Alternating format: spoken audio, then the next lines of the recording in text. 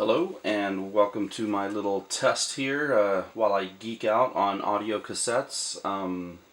This is in response to a thread in Tapeheads where the question was posed whether the TDK DS-X is the same tape as the TDK AR.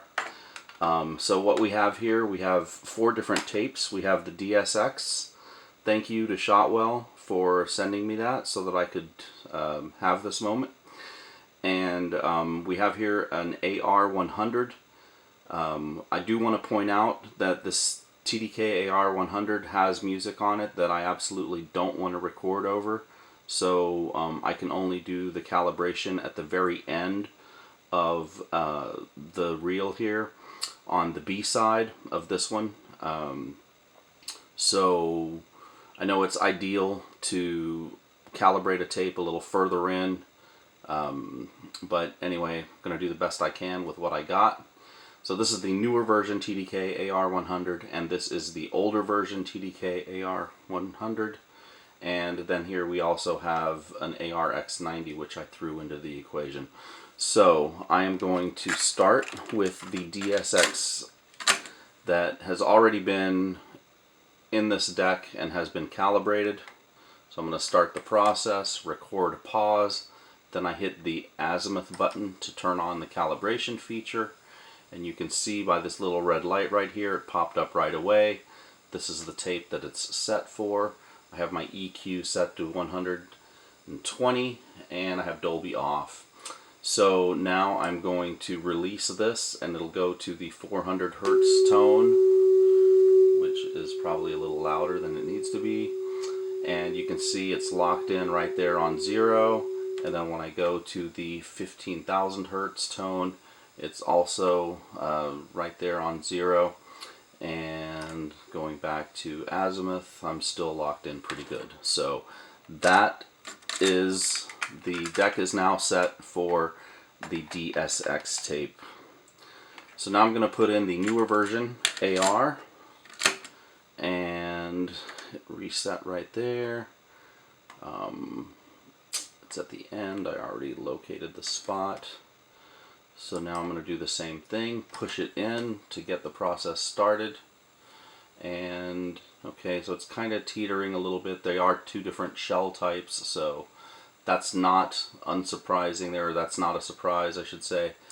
If I release that, you can see the levels at 400 Hertz are right about the same. Probably a little bit of tweaking would help there. And then the bias tone is also right there within what I would call an acceptable limit, especially considering that the 2 shells are different. And they're at the end of the tape, so that's all the space that I had at the end there. One thing that you'll notice is the hubs are the same for these. And the color of the tape itself is pretty close. You can see from the photograph. My initial thoughts are, yes, it's the same tape. So here we have the older version, AR100. I'm going to do the same thing just for demonstrative purposes here. And we'll start the process. Boom, it popped right in on the azimuth. It seems to be correct, or correct enough to not warrant changing anything. And as I release that, now here I'm a little low. I'm at -1 on the cal meter. -1 dB, and if I hit the bias button at 15,000 Hertz, I am closer to between -1 and -3 dB, so we'll call that -2 dB. And so that does appear to be a slightly different formulation between the old AR and the new AR. And now I'll put in the ARX for demonstrative purposes. Azimuth is pretty good, but the levels, okay, now the levels are different. They're registering two different settings here for left and right channel, and then the bias is off the charts. So this is a very different formulation, as it should be, considering it has a different designation from the standard AR. This is an excellent sounding tape, by the way. So anyway, there you have it. Some visual, what I would call enough visual proof to say that these two cassettes are the same formulation, and yeah, fun little exercise. Thanks again, Shotwell, for sending me the DS-X. Greatly appreciate it.